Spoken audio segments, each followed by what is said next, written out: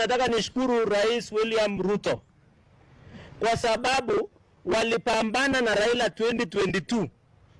Wakati Raila alisema atakuwa chairman African Union, William Ruto hakuona Raila kama mpinzani wake.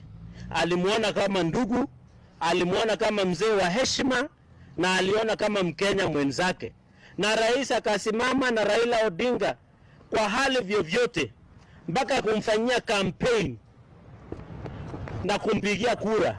Nataka nishukuru Rais William Ruto kwa sababu William Ruto amepigia Raila kura mara mbili. Alimpigia 2007 na akampigia 2025. Na that is the magnanimity ambaye tunataka tushukuru Rais William Ruto. Sasa tumeenda broad based, serikali ya muungano wa taifa. Tunataka sasa baba arudi. Mimi nimesema hiyo report ya NADCO lazima ikuwe fully implemented. Tunataka kiti ya baba ya executive ya prime minister akuje arudi ile kiti yake ya prime minister aendelee na kazi yake. Hata magari yake ya prime minister na bendera bado iko, ofisi bado iko, arudi kwa hiyo ofisi ya prime minister aendelee, asaidie Rais William Ruto to deliver for the betterment of this country.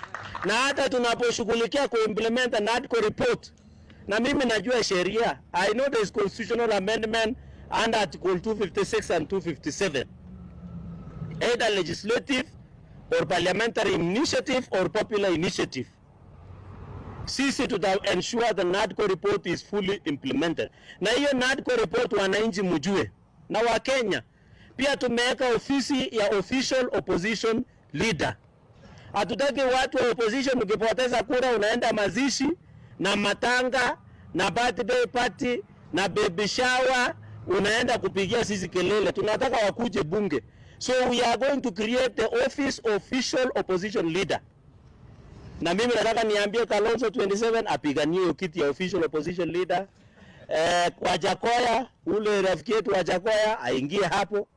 Sijui nani aingie hapo. So that we have official opposition leader. Sini namna hiyo ndio aweze kufanya oversight ya serikali kwa bunge, waingie National Assembly na Senate. Ndio hata wao wakuwe na ofisi wawaje kutupigia kelele. Si wale walishindwa pia wakuwe upinzani, wapewe kazi ya kufanya upinzani. Ndio a check the government of the day. Sini namna hiyo. So na saa ile tunangojea.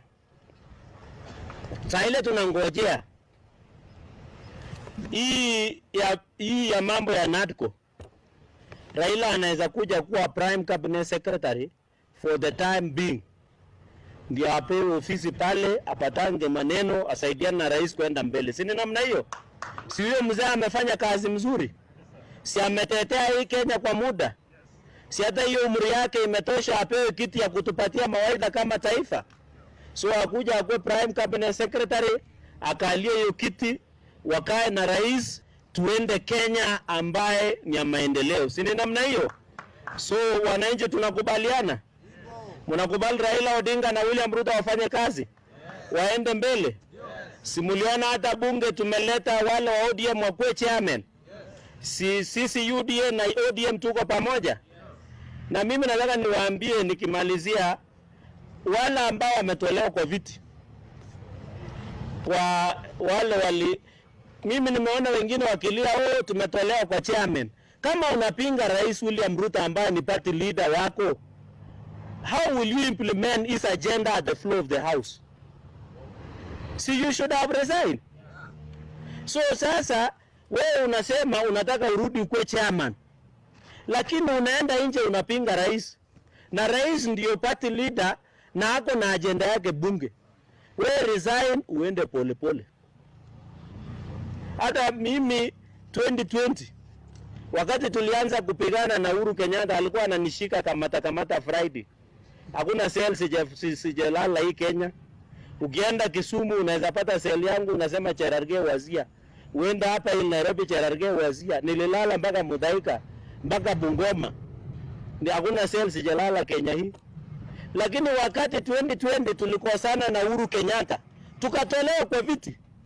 Because at that time we did not believe in Uhuru Kenyatta. And we were removed, we were dewipped. So wewe unataka kupinga serikali huko nje lakini unataka kuwa chairman ndani ya bunge? Hapana. We will de-whip you.